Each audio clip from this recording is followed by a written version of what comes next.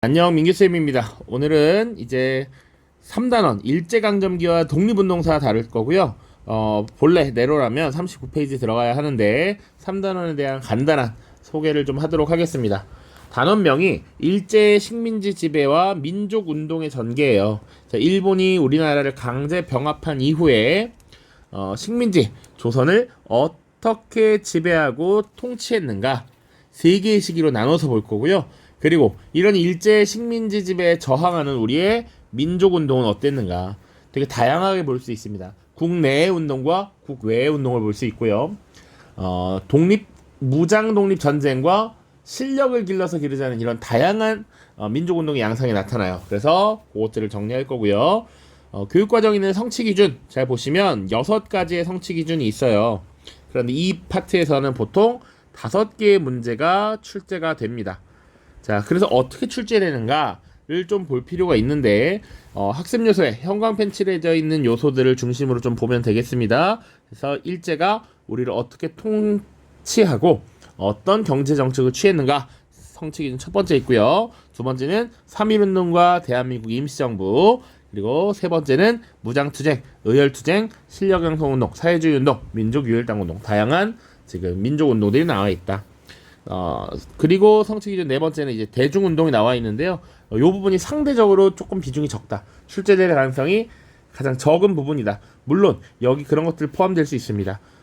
만세운동, 그리고 소년운동, 형평운동 이런 것들 들어갈 수 있고요. 다섯 번째 민족 말살 통치 시기의 모습, 그리고 여섯 번째 이제 광복 직전에 우리 무장 독립 투쟁들을 정리를 할 수가 있겠다. 자, 그래서 역대 기출 주제 정리를 쫙 해놨습니다. 지금 이 영상을 녹화하는 시점이 9월 모의평가 직후이기 때문에 9월 모의평가까지 반영을 해서 좀 봤고요. 가장 많이 출제된 것이 뭐냐라고 하면 일제의 통치 방식 중에서 1930년대 이후 일제의 이런 민족 말살 통치 시기의 모습을 잘 알고 있느냐를 물어보는 겁니다.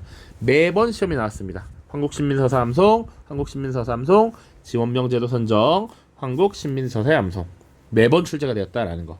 그리고 3.1운동이나 임시정부 활동 좀 많이 출제가 되었고요. 그 외에는 다양한 독립운동들이 나왔다라고 보시면 되겠습니다.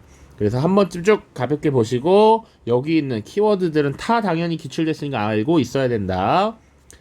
자, 그렇게 보시면 되겠습니다. 이제 본격적 주제 10으로 들어가죠. 일제 식민지 통치고요. 일제에 의해서 나라를 빼앗겼던 1910년부터 시작해서 우리가 광복을 맞이한 1945년까지 만으로 35년의 시간입니다. 이 35년의 일제 식민지 통치를 세 시기로 구분을 해서 우리가 살펴봅니다.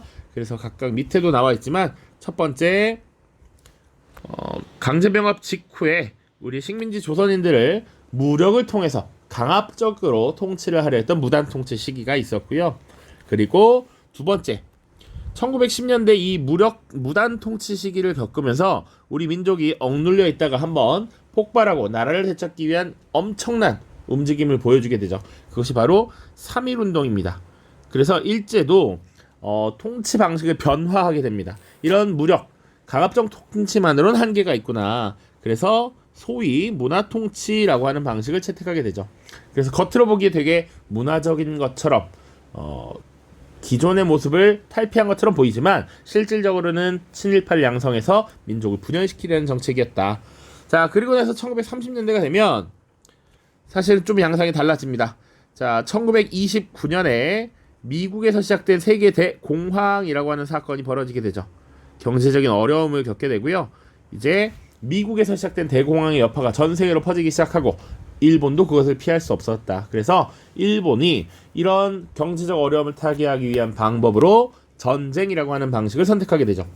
그래서 1931년 만주사변, 1937년 중일전쟁, 그리고 1941년에는 심지어 전 세계 챔피언이 미국을, 물론 이 당시에는 영국이 더 세력이 강하기도 했지만 어쨌거나 이 미국을 상대로 전쟁을 벌이는 태평양 전쟁까지 일으키게 되죠. 자, 그렇게 되면서 사실은 일본이 가용한 자원을 모두 투여를 해야 했습니다. 물질적 자원, 인적 자원을 모두 총동원해야 됐는데 그때 식민지 조선인들을 전쟁에 투입시키기 위해서 조선인으로서의 정체성을 없애버리고 온전히 일본인을 만들기 위한 민족 말살 통치 시기가 세 번째로 등장합니다. 그래서 방금 얘기했지만 이 세 번째 시기가 가장 많이 나왔고 나머지는 뭐 조금씩 출제가 되었습니다. 그래서 어쨌거나 각 시기의 특징을 딱 주면 이게 첫 번째 무단 통치구나, 문화 통치구나, 민족 말살 통치구나 구분을 할 수 있어야 되고 그 시대에 있었던 일들을 잘 뽑아내면 되겠다.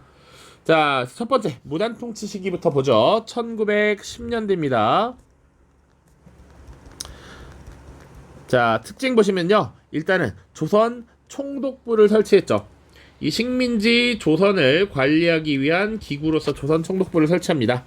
자, 이제 한국이라는 이름이 다시 없어진 겁니다. 일본의 식민지로서, 일본의 한 지역으로서 지역 이름이 조선이 된 것이다.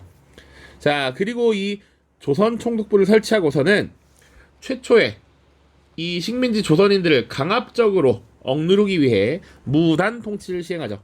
무력을 통한 강압적 통치입니다. 그래서 헌병경찰제도라는 걸 운영하죠.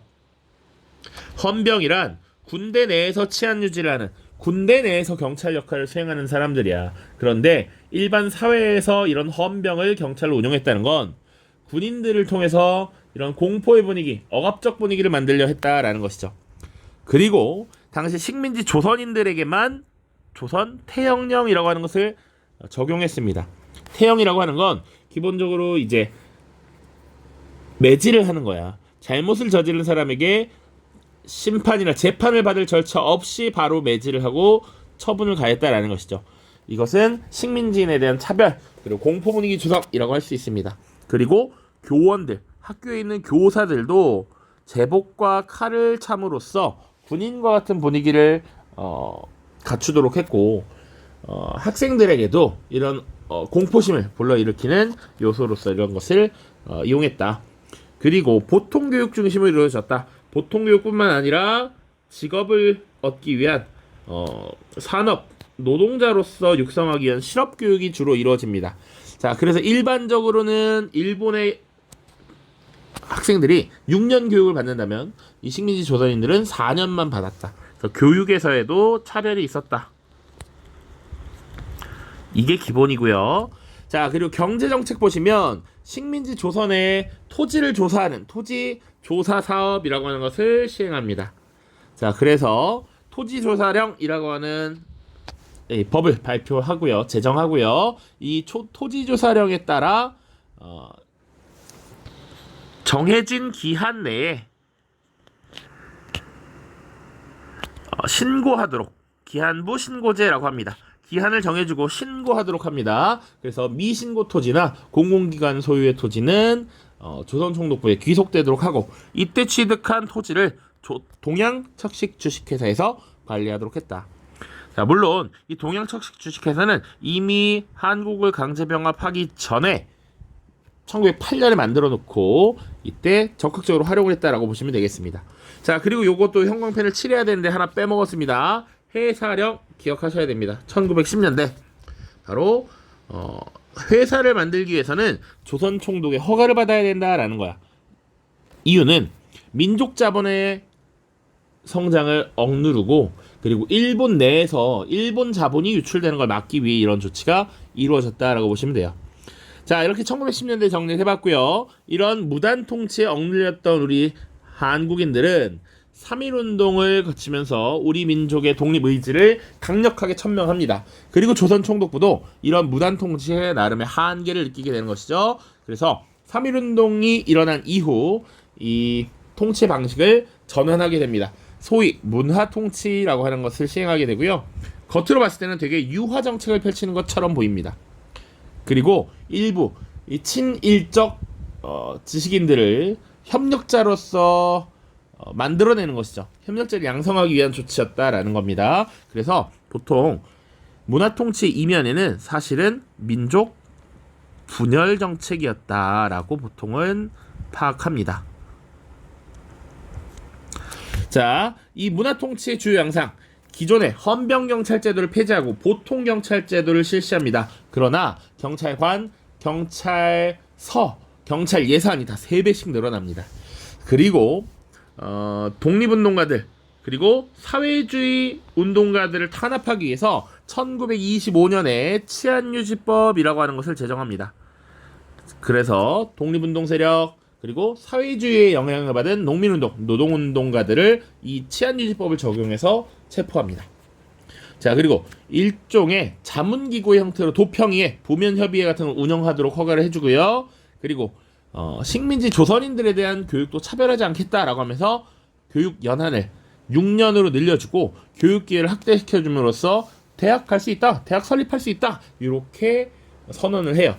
그래서 이 교육 기회를 확대하겠다라는 조치가 내려지면서 우리 민족이 스스로 대학을 설립하자라고 하는 밀립대학 설립운동으로 이어지기도 한다.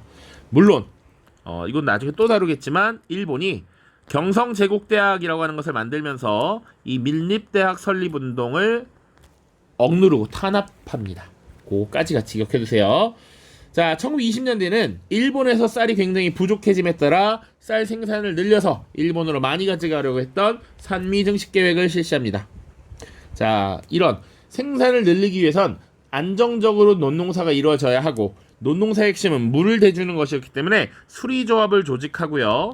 이 수리조합을 조직하고 이것을 활용하는 데 드는 비용들을 소장농들에게 전가하면서 당시 한국인들의 삶이 굉장히 어려웠다라는 것 그것까지 보시면 되고요.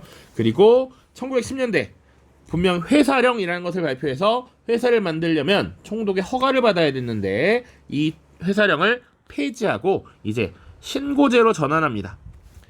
회사를 만들고 나서 총독에게 신고만 하면 되는 거야. 그래서 이때 일본 기업이 대거 진출합니다. 그러면서 일본 기업이 진출하면서 동시에 사실은 우리 민족 기업들도 일부 등장하죠. 그래서 기업 간 경쟁이 일어나게 되고 우리 기업에 우리 상품을 팔아주자라고 하는 물산 장려운동이 일어나죠. 자, 1930년대는 대공황을 극복하기 위해서 일본이 전쟁을 벌이기 시작한다라고 했습니다. 그래서 식민지 조선인들을 완벽한 일본인으로 만들기 위한 이런 민족 말살 통치가 이루어졌다. 그래서 내선일체라는 걸 주장합니다. 내지인이라는 건 일본인을 의미하는 거야. 그래서 일본인과 조선인은 한 몸이다, 한 뿔이다. 일본과 조선은 조상이 같다. 이런 것들을 주장했고요. 그리고 계속 어린아이 때부터 이런 것들을 암송하게 함으로써 줄줄 외계해서 세뇌시키는 것이 있었습니다. 황국 신민서사를 암송하게 했어요. 나는 천황폐하에 충직한 신하된 백성입니다. 이런 것들을 계속 암기하게 했어. 매일 외우게 했어. 그래서 세뇌시키는 세뇌교육이었다.